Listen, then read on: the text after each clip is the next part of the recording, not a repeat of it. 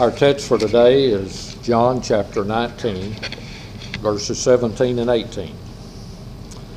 John chapter 19, verse 17.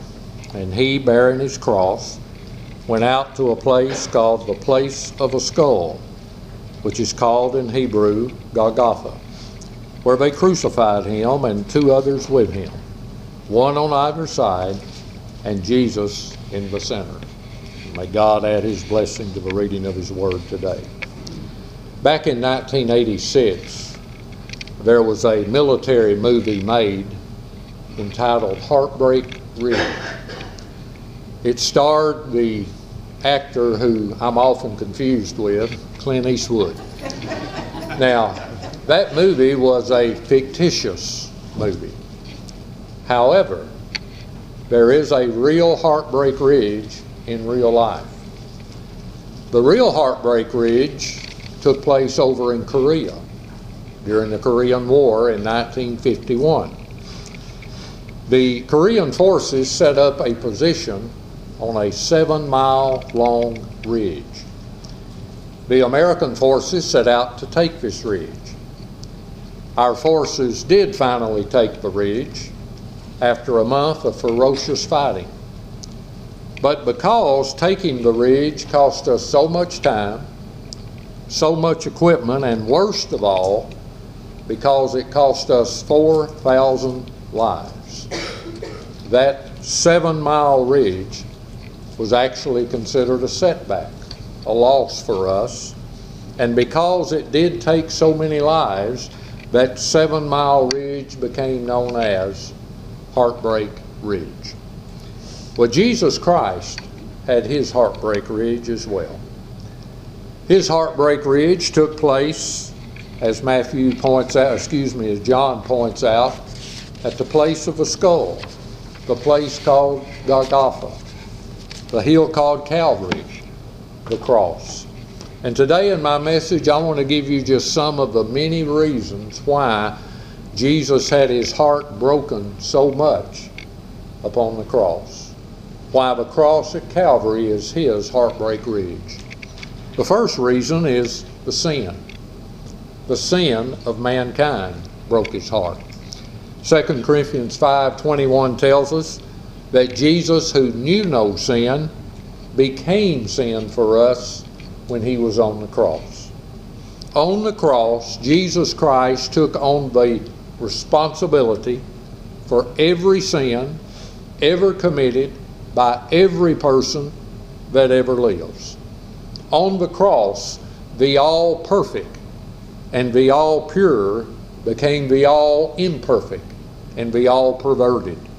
And for Jesus to go from having never known a single sin to knowing and bearing every sin had to have broken his heart in a way that we can never begin to understand. The second thing that broke his heart was the separation. The separation from the Father.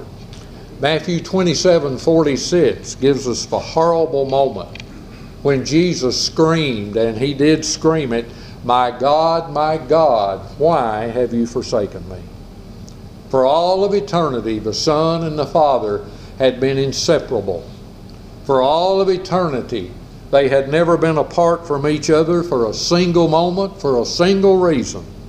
But on the cross, for the first time, Jesus sees the back of his Father.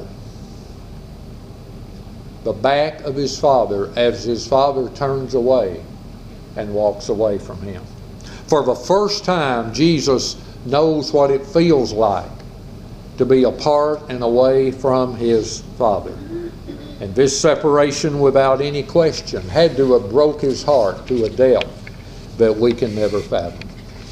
And then thirdly, the sedition. The sedition of Judas broke his heart. Judas, being one of the 12 disciples, had spent practically every waking moment of the previous 3 years in the company of Jesus. Judas was even the treasurer of the team of disciples. But as Matthew 26 tells us, Judas committed sedition and treason by selling Jesus for 30 pieces of silver, which was the going price for a slave in those days. And for Jesus to see Judas sell him like a piece of meat or a piece of clothing had to have broke his heart to a degree that we cannot understand. And then the streak broke his heart. The streak of yellow found in Peter. Peter, the big fisherman. Peter, the rock. Peter, the captain of his team of disciples. Peter was the one who had actually walked on water with Jesus for a time. Peter was the one who had tried to defend Jesus when he was arrested back in the garden. But now, Luke 22 tells us, Peter developed what I call yellow fever. He got a yellow streak down his back.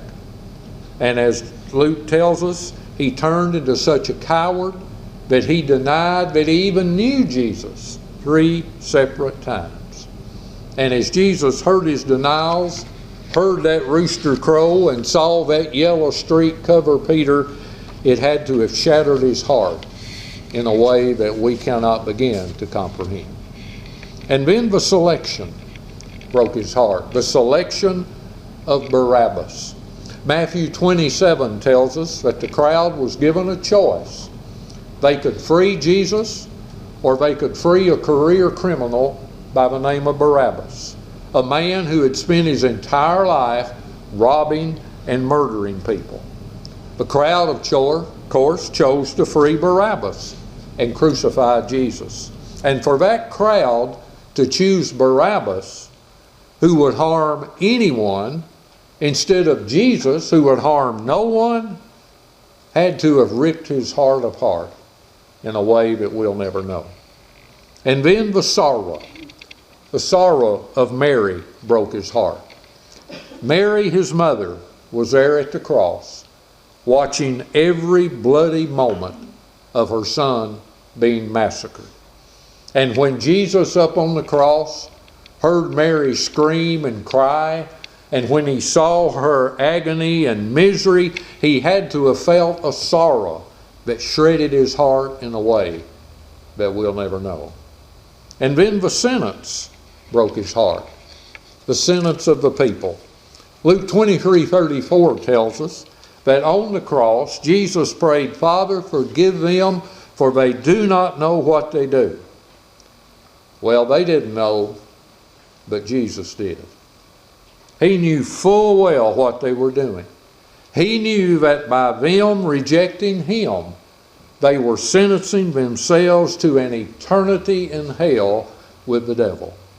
And because he knew their sentence of future damnation, it blew his heart apart. From these ways and many other ways, it's easy to see why Golgotha, why the cross, why Calvary was the heartbreak ridge for Jesus Christ. Now we know why those brave soldiers climbed that heartbreak ridge in Korea. They were ordered to. They were following orders.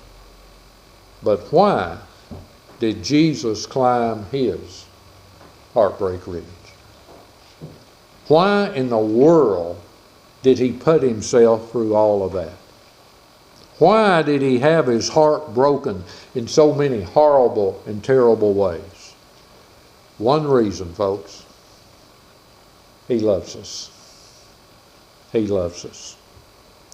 And when a person today rejects Jesus, as those people did, they sentence themselves to an eternity in hell. But they also do something else. When a person rejects Jesus, as they did, they break his heart all over again.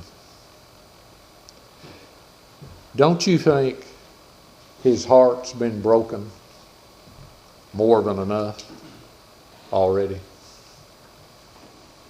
Don't you?